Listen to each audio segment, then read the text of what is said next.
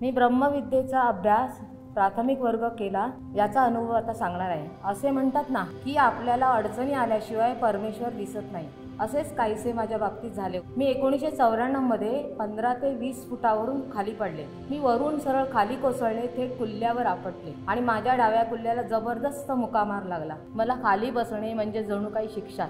एके दिवशी वर्तमानपत्रात ब्रह्मविद्येची जाहिरात वाचली। मनातून क्लास करावा अशी तीव्र इच्छा जागृत झाली, परंतु मुले लहान, एका बाजूला संसार, दुसऱ्या बाजूला ब्रह्मविद्या करायची तीव्र इच्छा। मला वर्ग करायचाच होता, पण हे माझ्या मुलीला समजले। ती खूप समंजस आहे। ती मला म्हणाली, आई आमची काही काळजी करू नको, आम्ही मॅनेज करू, तू हा वर्ग करस। मी प्राथमिक वर्गाला ॲडमिशन घेतली।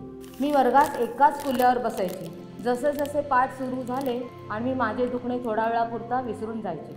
श्वसन प्रकार, ध्यान रोज पहाटे उठून नियमितपणे करू लागले। सतत विचार सकारात्मक करू लागले। आरोग्य संपन्न आहे, मी आरोग्य संपन्न आहे, सगळं काही छान आहे। आणि काय आश्चर्य, माझा दुखरा भाग, तिथली गाठ पूर्णपणे बरी झाली। आता मी परमेश्वराकडे अशी प्रार्थना करते की माझा श्वास असेपर्यंत हा ज्ञानरूपी प्रकाश माझ्या मार्फत परमेश्वराने चालू ठेवावा, ही सदिच्छा।